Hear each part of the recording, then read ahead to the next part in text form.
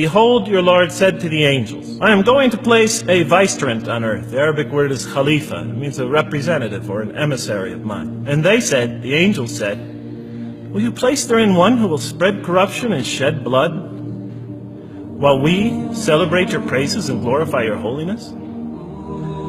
And God said, He said, "Truly I know what you do not know."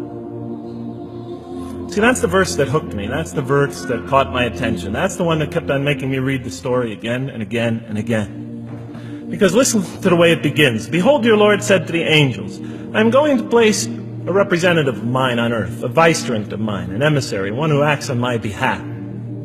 I thought, that's not the way it goes. You're not supposed to be placing man on earth in some positive role. You place man on earth as a punishment for his sin.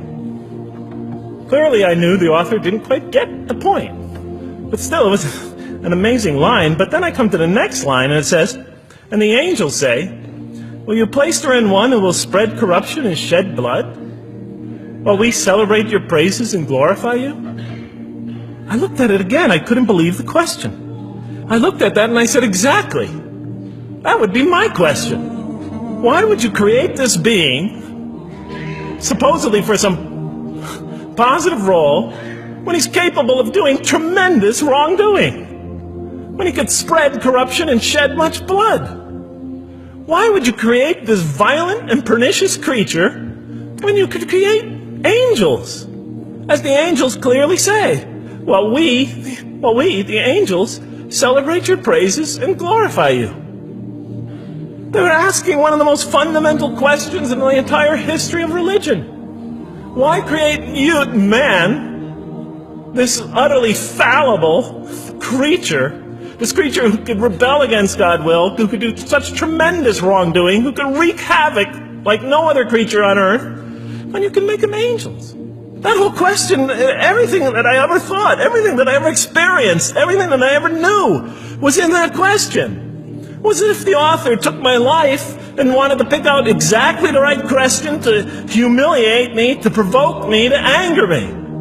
Why create man, this most destructive and violent creature, when you could make them angels? And then look at the answer. And he said, God said, "Truly I know what you do not know." You know, in modern parlance, we would say, "I know exactly what I'm doing." I read that and said, what? You know what you do not know? You know exactly what you're doing? Well, please inform me. Tell me what you're doing. You can't just get off that easy. You can't just tell me you know exactly what you're doing. Not after what I've been through. Not after you made me this way. And then I realized, of course, I was arguing with a God I didn't even believe in. And that would happen several times as I read through the Quran. And sometimes I would just get into so agitated by what I read, I'd start arguing with this voice that I'm reading before me, that's calling to me. So we turn to the next verse. Well, it turns out that the Quran just doesn't dismiss the question. It starts to answer it a little bit. And in the next verse it says, "And he taught Adam," God taught Adam, "the names of all things. And then he placed them before the angels and said, tell me their names if you are right."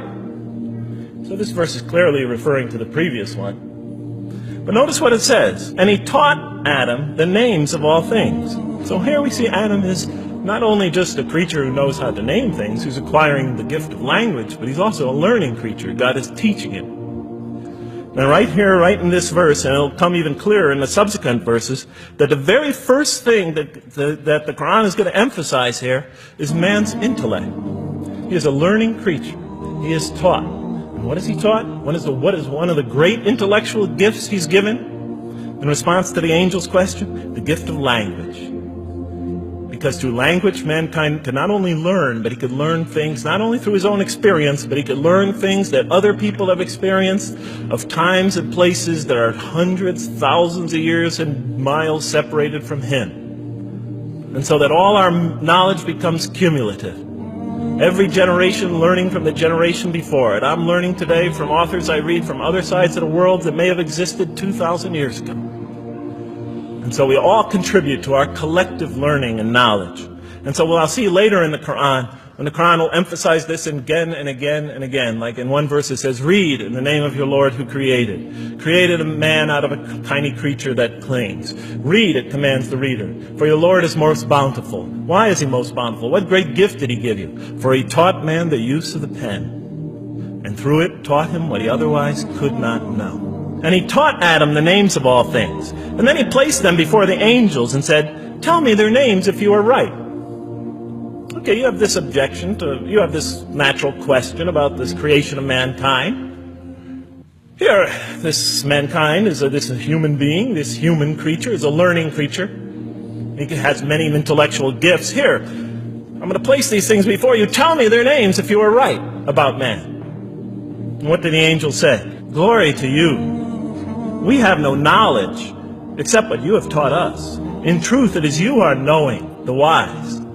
They say this task, this intellectual test that's put before them is beyond their grasp. And so in the next verse we read, and he said, oh Adam, tell them their names. And when he had told them their names, notice how it's just like it's nothing for him. For mankind, he has this phenomenal ability. And that's clearly the point of these verses. Even though I felt that the author didn't quite, it was as if I realized that he didn't misunderstand the story.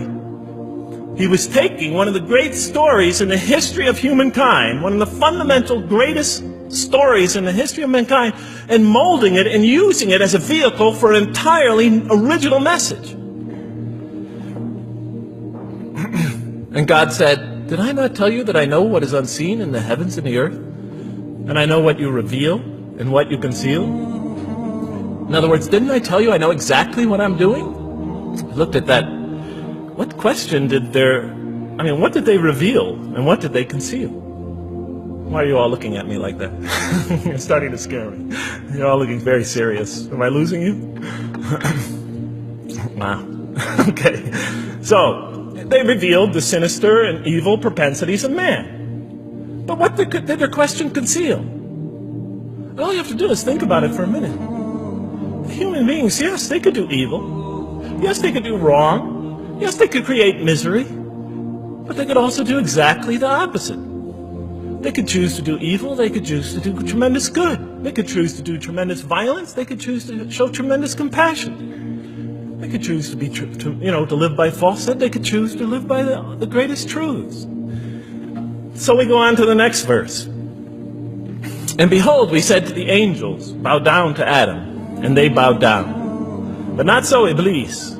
Iblis is like the father of Satan. He refused and was arrogant. He was of those who reject faith. An interesting statement. And notice why Iblis does not bow down. He refuses because he was arrogant. We often hear what's the root of all evil? In the West, it's always money, greed, etc. Here the Quran says that, seems to be saying that the root of all evil is not always material wants. It's not always money, it's not always greed. At the heart of evil is arrogance. Putting yourself above all others. Of assigning to yourself special priority and neglecting the rights of others. O Adam, dwell you and your spouse in the garden, and eat freely thereof what you wish. But come not near this tree, for you will be among the wrongdoers. Then they make the mistake. But Satan caused them to slip and expelled them from the state in which they were. And we said, go all you down, some of you being enemies of others, will be adversaries of others. Some of you will be adversaries of each other, and on earth will be your dwelling place and provision for a time. Let's go back from where we started. First, mankind is being taught. We see he's an intellectual being. Then we show he's a moral being. Moral being means he's a being that's going to have to make choices. And then God gives him this choice. It's not a huge deal. It's not the gravest sin in the history of humanity by any means. It's minor by any standards. They make it, though. We see that God originally intended to put man on earth as his vicegerent. When does God finally put him on earth? What signals that he's ready to begin? He makes his first independent choice. It's not the worst deed in the history of humanity. It's minor on anybody's scale. But it shows that mankind is ready to act on his own.